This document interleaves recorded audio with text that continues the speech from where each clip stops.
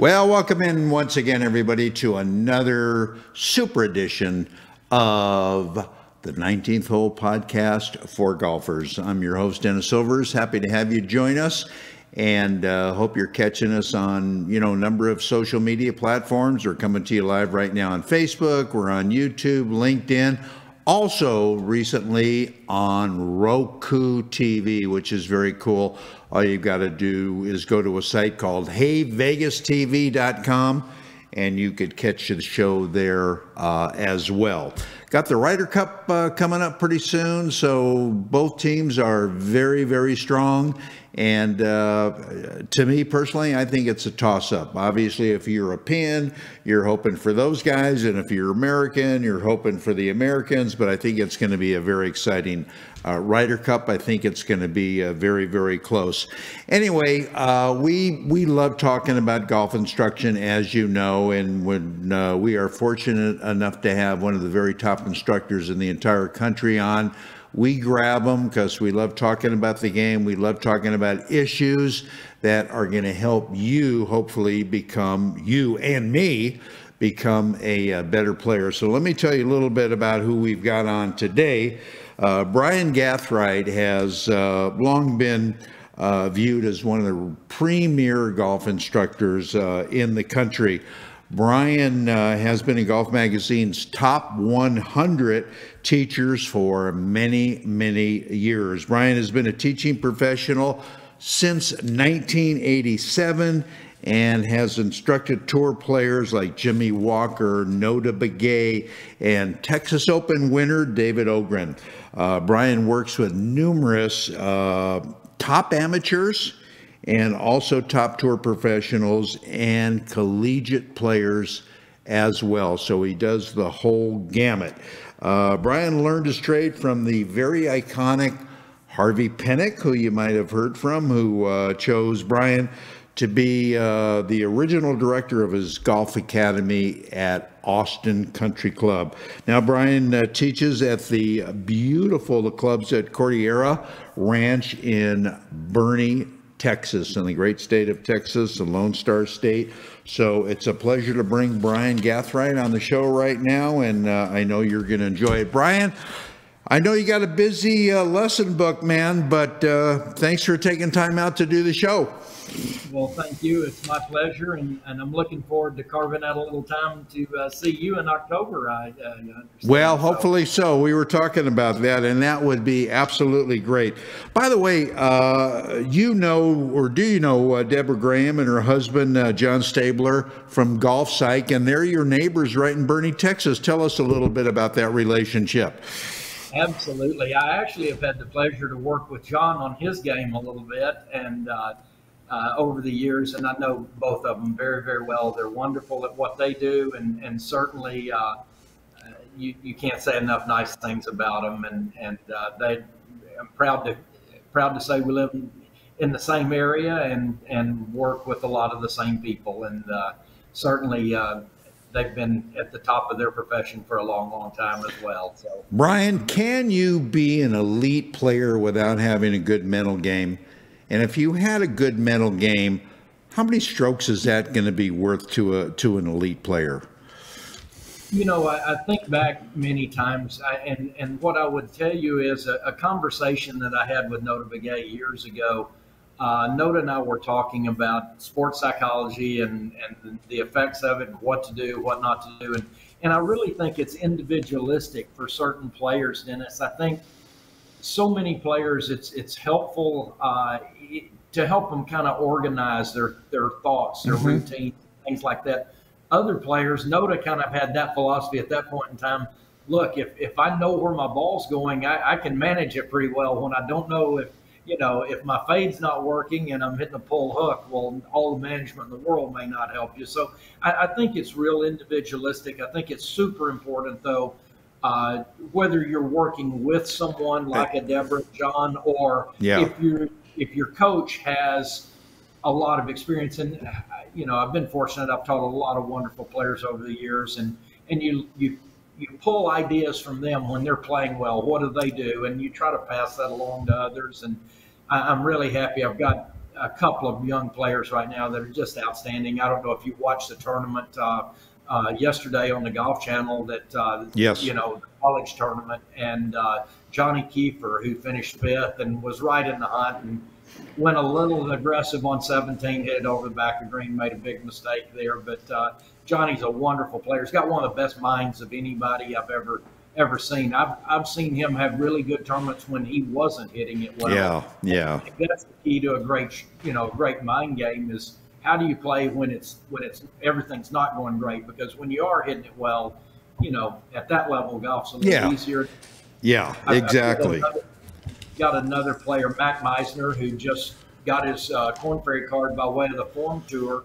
And you know, Matt graduated from SMU in May, and you know, now he's going to be on the Korn Ferry Tour next year. And I'm really happy to say through 2 rounds of the Korn Ferry qualifying school, his brother shot 67, 63, so he's in pretty good shape. Yeah, that's pretty strong. Those are like your kind of numbers. I know these college kids are, both the male and the females are absolutely amazing. On the other hand, Brian, with all the instruction available through, you know, great teachers like yourself, you've got the DVDs, you've got the YouTube lessons, you've got the books, you've got the magazines. Why then are not weekend players getting all that much better? And to me, I think, I don't want to answer the question for you, but just in my opinion, I don't think, sure, everybody wants to get better, Brian, but they just don't want to have the time commitment, or they don't have the time commitment to put in the game. Do you agree with that? I do agree with it, and I think there's a couple of other factors as well that I've found over the years. I think a lot of adults in particular, I'm just talking about maybe members here at the club, even at Cordillera, a lot of members don't necessarily want to be broken down, torn apart, and put back together, because it's a process. I mean, you think back to when Tiger left Butch to go to Hank, he worked on it for a year before he said he was comfortable with a swing. And, you know, that's with an immense amount of talent and all the time in the world to work on it, where you take an average amateur player, it takes a lot of wherewithal. I've got a gentleman here at the club, Brad Bynum, I'll throw his name out there. He's improved in the last 12 months, Dennis, more than anyone I've ever seen in my career. He was really struggling to break 100 a year ago, and he has taken a lesson a week. He has absolutely worked on it. He converted his media room at his house to a simulator. Wow. I mean, he is nonstop with it.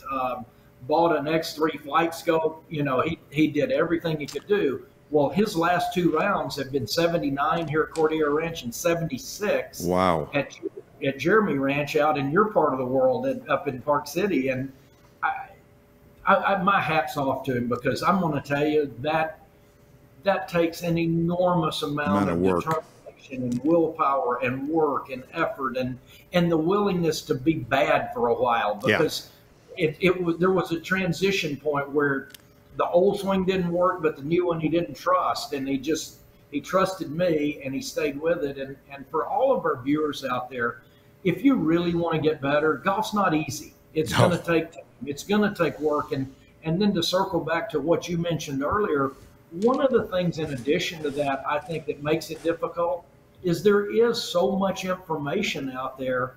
I think sometimes it's easy to get lost. I think it's easy to pick a little bit of this and a little bit of that, and the two philosophies may not blend together very well. And that's where it sounds like an infomercial, but that's where you've really got to find a quality instructor that's willing to work with you, that you can do some things with long-term wise. And to quote Harvey Penick, my wonderful mentor, to really save your learning. And I think that's really the secret to it. I think that's very well said, Brian, and it's kind of like overload. And my main criticism, and I love reading golf publications, obviously, I get them all sent to me, but in the same magazine, Brian, as you know, you could learn how to hook the ball 5 different ways from 5 different contributors, and I think that's a good source of confusion. You agree?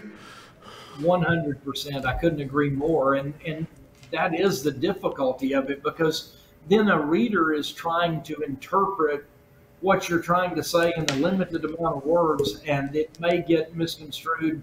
It probably didn't even come across to the reader as to what the person was actually trying to say. Right. I've had the fortune, having been in Golf Magazine's Top 100 for 20 years now, of having that privilege to be able to try to write some of those articles. And it's so difficult because you're writing to the masses, and I worked on more simple instead of more complex, and that's probably why I don't do as many of them. But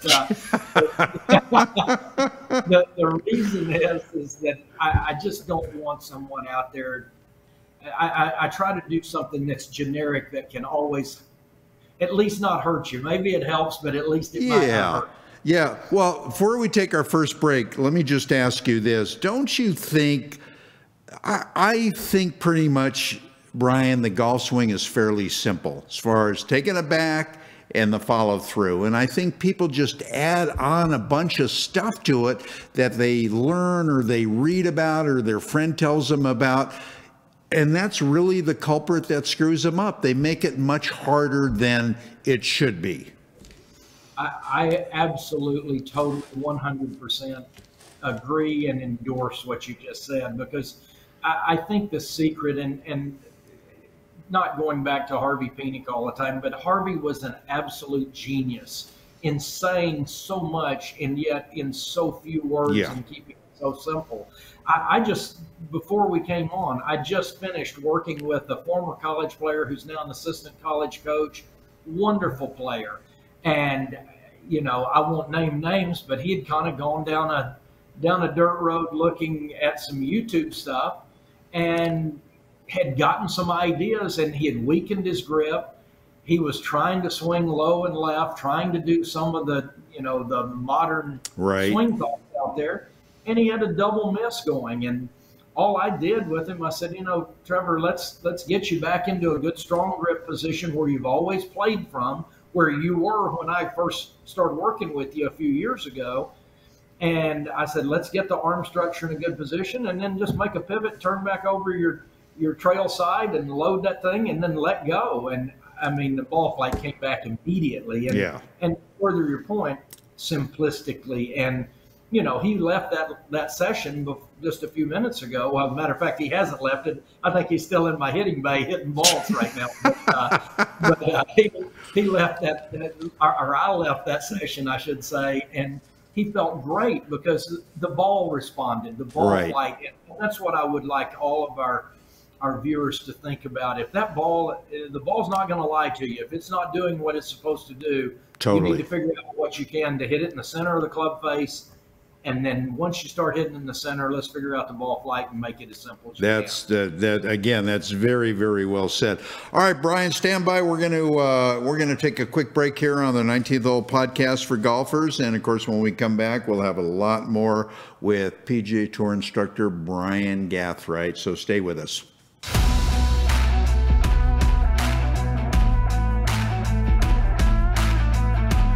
When I first learned about Encore, I was a little taken back because I didn't know much about the ball. I went out and played a couple rounds with it, and I was just extremely surprised how this ball made up for what I was looking for in a golf ball 20 years ago.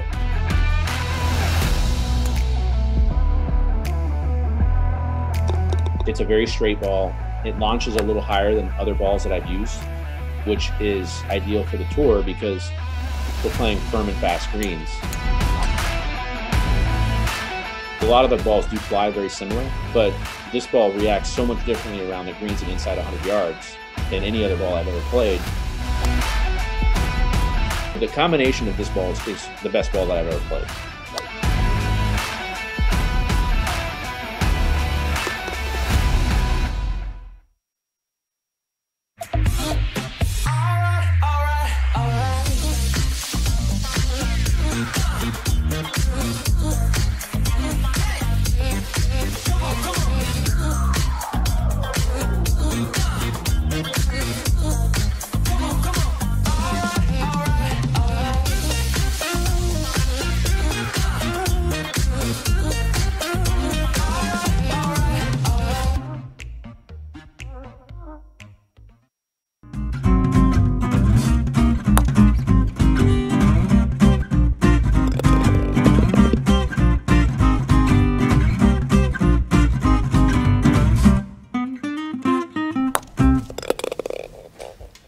All right, welcome back, everybody. Two quick things before we get back to Brian. If you're not a subscriber to clickatgolf.com, do it, because you'll get the daily divots. It's the funniest stuff you've ever read about golf. It'll start your day off on a real great foot. Eric Compton is coming out here in a couple of weeks to play in a tournament that is benefiting transplant recipients, of course. So I'm trying to get together with Eric and maybe get a playing lesson from him or something like that. But anyway, let's get back to another great guy, top 100 instructor, Brian GATHRIGHT. And Brian, what in your opinion is the main difference between a good and a great instructor? Is it experience? Is it philosophy? Is it communication? What the hell is it? Well, I think communication is essential to any great instruction. And when I'm working with a player, the thing that I always try to take to heart, Dennis, is this: it's my responsibility to be able to explain to that person in a way that they not only intellectually understand it, but they physically understand it. And I think that's such a key component, because there are a lot of players out there that may know exactly what you mean, if intellectually, if you tell them to do something, but they may not have a clue as to what it means physically. And I think you need a second component in saying that is, you need a big vocabulary of instruction. And I'm going to share something that I had happen a couple of weeks ago. I'm very fortunate here at the Club Scordia Ranch. I've got a beautiful 2-bay building that to teach out of. We can pull a garage door up and we head out onto the range. But if it's really pouring, I can drop the garage door. I pull the screen across, and they can hit drivers into the netting right there. And the other day I had a lady, and she was shooting mid to high 90s at the time, and she was really struggling with the concept of not casting and coming over the top. And she understood that I'd strengthened her grip. I got her left forearm in a great position. I got her arm structure with the right arm in a great position to rotate. She was getting the club beautifully set at the top. She was making a better pivot, all of those things. And then she'd go to hit the ball, and the old move from when she used to have a weak grip, aimed super far right, she'd just cast and come straight over the top. And I tried 2, 3, 4 different thoughts. And interestingly, my son Hunter and another young instructor, Braden Lips, were there with me. And I was just thinking on my feet, and I was like, how can I get her to feel this? And I had the bay open. We were hitting out onto the range. It's beautiful up there. It was a nice warm day, but still really pretty. And I took the screen and I pulled the cover of the screen 2/3 across the bay, where honestly, from where she was standing at address, she couldn't quite see the target she was aiming at. And I said, look, I want you to make the exact same backswing you've been making, but I don't want you to hit that net. I want you to get this ball out of this building. Mm-hmm. And I'm telling you, she's shot 83 since then. Oh, my goodness. It totally changed her world. And it didn't change her understanding intellectually. It made her figure out physically what I meant. And I think that's so incredibly important for instructors to be able to think on their feet and think outside the box. And as soon as she walked out of the building and left, Braden and my son both looked at me and they go, where in the world did you come up with that? And I said, guys, let that be a lesson for you, because I came up with that right now. I said, I've never done that in my life. I just knew I wasn't getting through with the standard thoughts. And I knew she was a very visual person. So as an instructor, I think it's incredibly important to know your student. That interview that you do with a new student, you have to listen. You have to really pay attention as to what kind of pupil you have. And then it's totally that instructor's responsibility. I couldn't agree with you. Couldn't agree with you more. 2 questions here. What is the commonality of problem or problems, Brian, that people come to you for? And secondly, are you stymied at all as an instructor because of the students thinking their overability. They think they're better than they are. Does that stymie you in any way? You know, it's really funny, Dennis. I told a lesson this morning. I said, you know, the difference probably where I am now, maybe versus 15, 20 years ago, I don't have much filter anymore. So I'm I'm probably more honest than I should be. I'm going to actually remove that. I am more honest than I should be.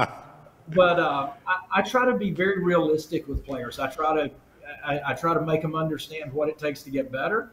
I try to make them understand that, you know, I don't have a magic wand, but I'm also going to make it simplistic for them to understand. And the most important thing that I think I try to do with anyone at any level. Now, I'm extremely incredibly fortunate right now.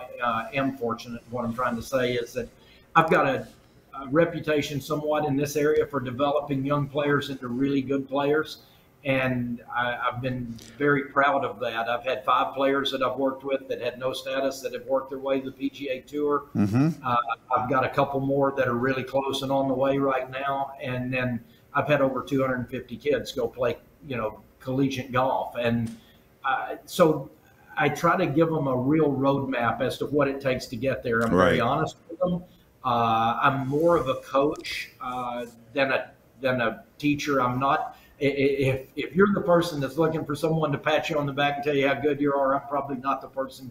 Don't make that trip to Boerne, Texas, okay? Because that's not who I am. But I am going to give you a roadmap and a game plan and an ability to achieve your goals within reason. And I think, you know, the hardest job a coach, I think, has, especially working with younger players at times, is the parents may think that player needs to go to the University of Texas, for instance. Right. But the reality of it is that player may need to go to the University of Texas San Antonio, the University of Texas El Paso. Not picking on those 2 programs because I coach players at both those schools, but at the same point in time, I think it's important to understand that the ability level, it's more important to be in a situation, whether you're an amateur weekend golfer or a tour player, how am I going to get better? What can I do to continue to grow and improve and advance my game? And I think that takes honesty, hard work, and some good guidance along the way. Absolutely, and that's what the end result of everybody that plays golf is. What's your opinion on training aids, Brian, and do you use any in your instruction and your coaching? You know, I do use a lot of different tools. I think training aids are tools. I think you want to have a large toolbox. I use a lot of simplistic ones. I use a pool noodle probably more than I do anything else in trying to guide the club and create paths and things for players to see things. I'm on Flight Scope's advisory staff, so obviously I use all the technology that we have there. And I go back to, again, the technology is great if you know how to use it. I think it's also dangerous if you don't know how to use it. And I think that's a trap that a lot of inexperienced instructors fall into. They buy this, $15,000, $20,000, or the club buys a product like that, but they don't really understand how to use it. Right. They see the numbers and they understand that, but they don't know. You can't just, we'll make the numbers change. You got to change what's causing the numbers as opposed to trying to just fix numbers. So I do use them, but I also, to probably tell you as best how I use them, when we first built the Hitting Bay building a couple of years ago, one of the members said, well, do you think all this technology and all these training devices have made you a better teacher? And I kind of smiled and said, sure made me a lot harder to argue with. That's good. That's good. I like that. Last question before we take our second short break. How did you end up moving to a fabulous facility, the clubs at Cordillera? Because you were at a pretty good facility before you came there. What was how did you end up moving? Well, it's kind of an interesting story. I was at Oak Hills for 14 years, and then prior to that, Buddy Cook, a longtime friend in the golf industry, had hired me after Mr. Penick passed away to open the golf academy at La Cantera, and I did that, and then was there 7.5 years. Moved to Oak Hills for 14 years, and Jimmy Walker, who I'd worked with for years, was living out at Cordillera, and word had gotten out to him and to some other people, I think, that they were looking at bringing on possibly a top 100 teacher or someone, and they actually reached out to me, and it was a pretty easy decision after that. I'm very fortunate. We've got an incredible facility, and it's nice to be at a place where we're hitting Pro V1 range balls and bells and whistles, and a great building and a wonderful membership. We've got a fantastic club here.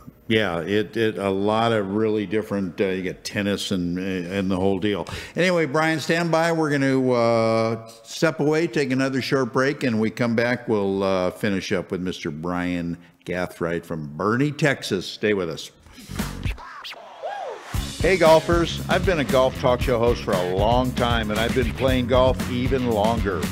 Being in golf media, I've had the chance to play every ball ever made. I've tried them all. Well, my search is finally over because I found the best ball I have ever played with, and more golfers are finding the same thing. I started playing with the Elixir golf ball made by Encore Golf. Encore Golf has revolutionized both their golf balls, the Elixir or the Avant 55, or the brand new Vero X1, to where the performance of either will simply blow you away. It did me. If you're looking for better performance and durability with your ball, Encore Golf has it. Don't just take my word for it. Check them out at EncoreGolf.com and you'll become convinced, as I am, the first time you tee it up with Encore. It's the best performing ball for the price. Go to EncoreGolf.com and see for yourself. Your scores will love you for it. That's ONCORE golf.com. One of the buzzwords happening in golf is the word lag. You hear it all the time, but what is it, and how do I get it? Lag simply is the loading of the club to help produce tons of power in your golf swing. Up until now, getting lag into your swing has been very hard. Introducing the lag shot, a brand new proven training aid being praised by some of the leading PGA Tour instructors across the globe. This practice aid trains your hands, arms and body how to make a powerful, efficient golf swing with an amazing amount of lag. Lag Shot is a 7-iron length club with the same loft and lie with a whippy, flexible blue shaft and a beautiful jet black club head. After you master the lag shot, your game will change forever with a stress-free swing, more power and more distance with lower scores every time you play. Go to lagshotgolf.com and you'll see why this truly is becoming the #1 training aid in golf. Visit lagshotgolf.com.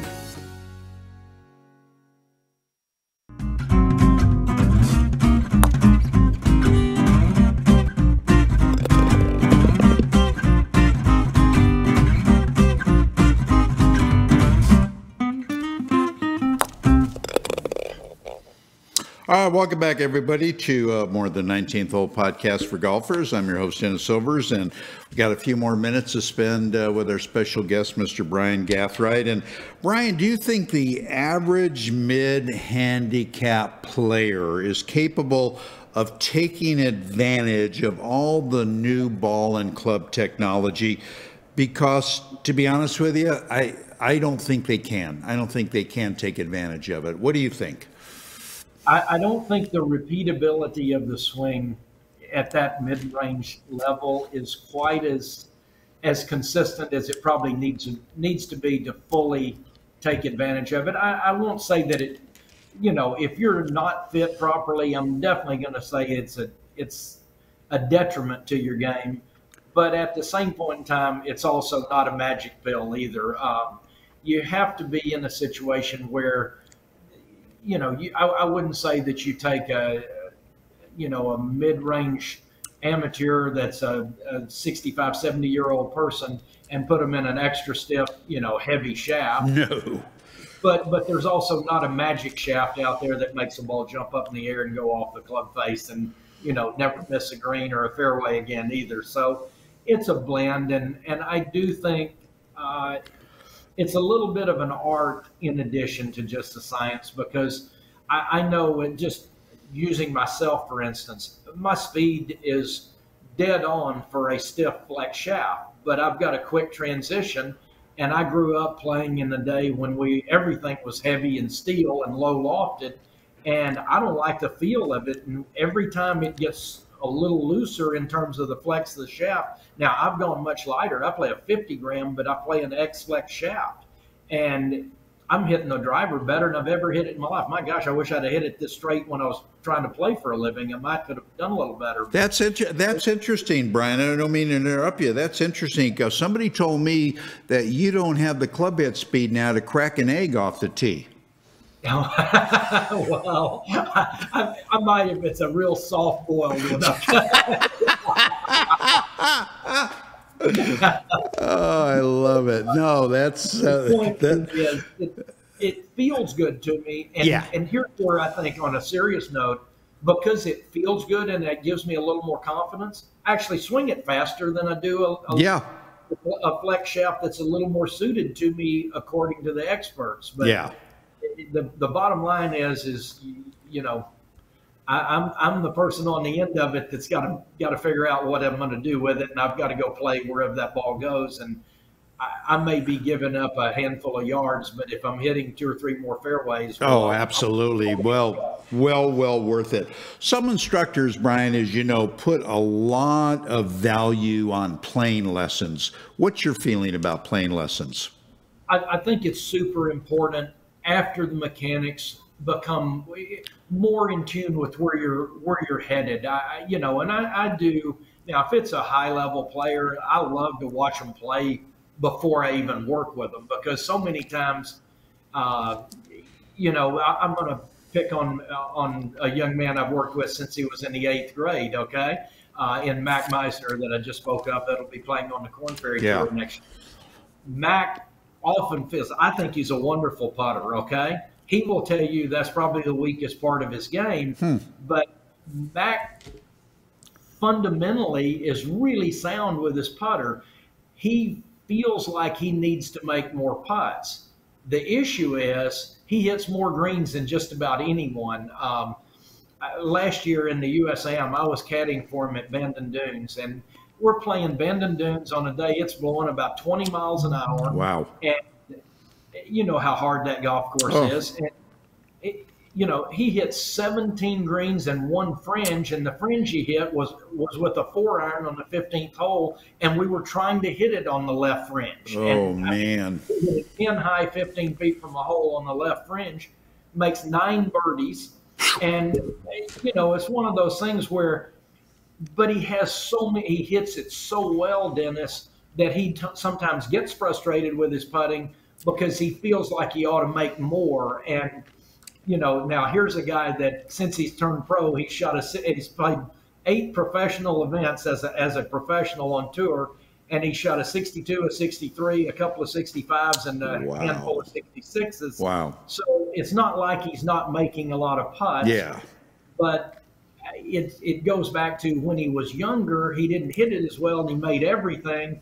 And now I think there's an expectation that comes with that. So that's a long-winded answer, but yes, it is important to understand. Oh, yeah, absolutely. He's a fabulous player. By the way, did he pay you for caddying? He did, as a matter of fact. All right. If not, I was going to look it up. Last question.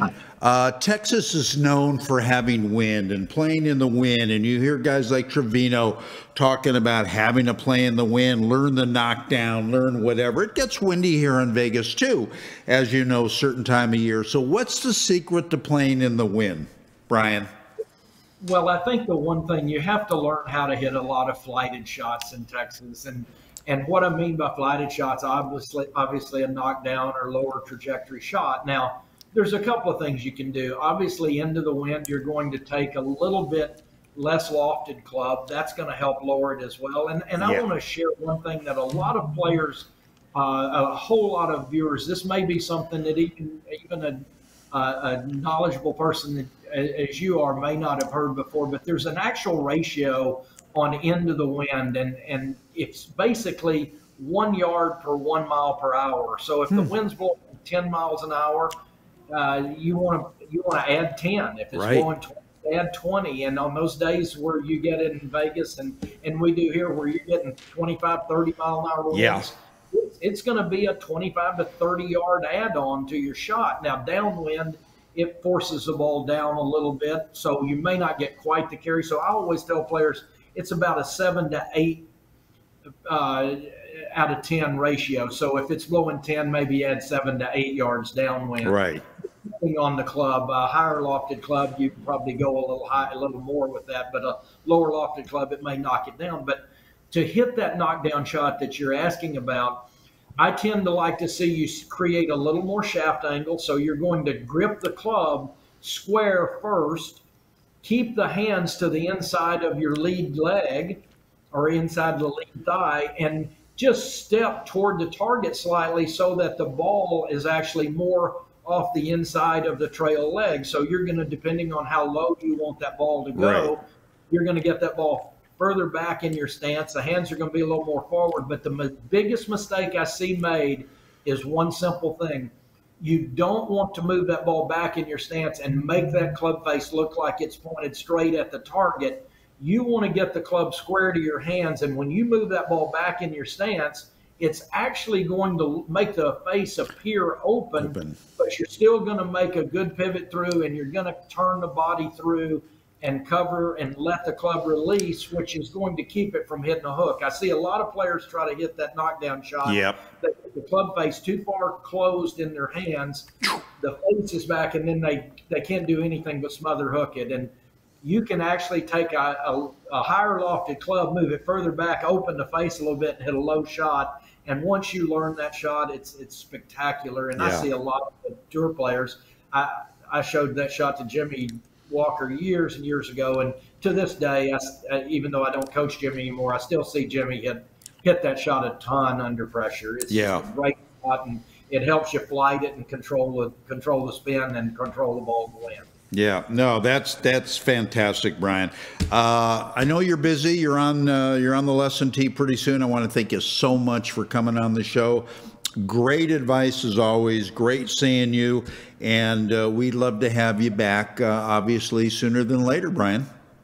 Dennis, anytime if you have someone that gets sick or can't do it, you call me. It'd be my pleasure to be on anytime with you, and I genuinely hope you do get a chance to get to Texas here. I would love that. Thank you so much. All right, Brian GATHRIGHT, everybody. Great guy, great teacher, and he's helped a lot of very, very good players. All right, we're going to step away, take a short break. We're going to leave you with our game tip of the week, brought to you by Scratch Golf Academy and the great Adam Bazalgette, who is the proprietor of Scratch Golf Academy, another really, really fantastic instructor. So we'll be right back after this.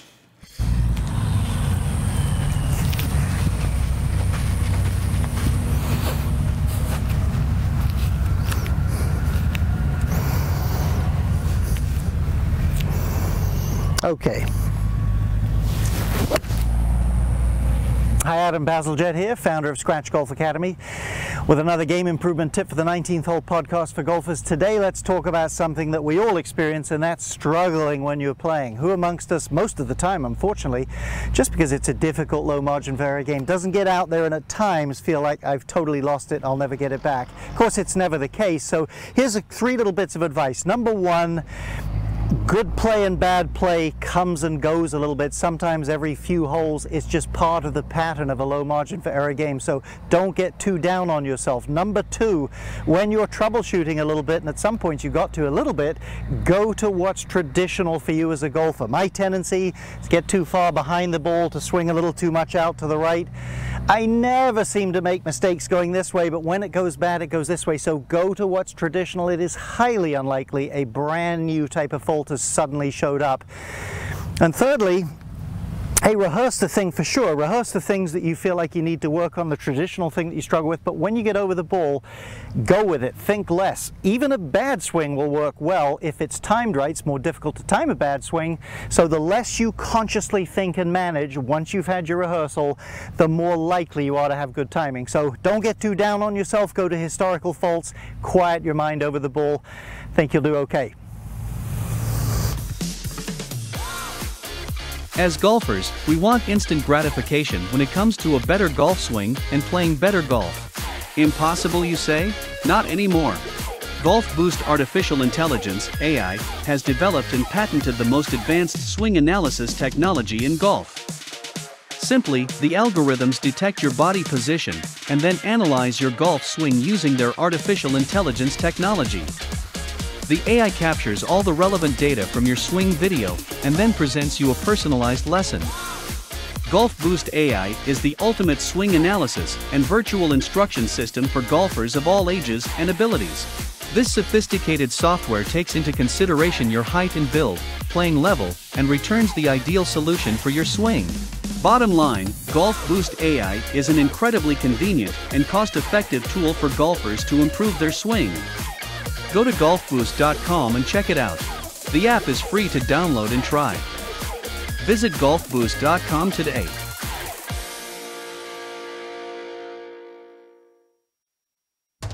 Innovation begins at a single point.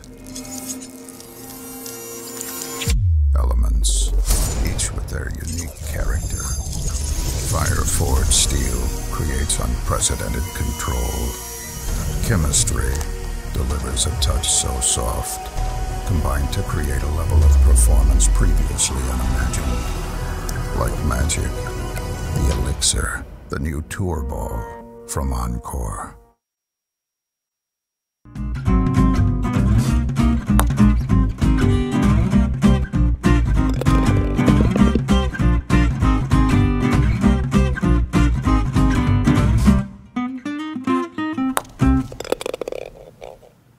All right, I want to thank Brian GATHRIGHT for another great interview. Like I say, he's just a terrific teacher, terrific guy. That's why he is so damn busy, and so many people like coming to him, because he does get results. And remember, if you check us out on various social media, if you get a chance to give us a like or even subscribe, leave some, we'd love to have you subscribe, leave some comments or whatever. We really enjoy that. So anyway, that's going to wrap it up for this edition. I've been your host, Dennis Silvers, wishing you nothing but fairways and greens, and we'll see you next week, same time, same place. So long, everybody.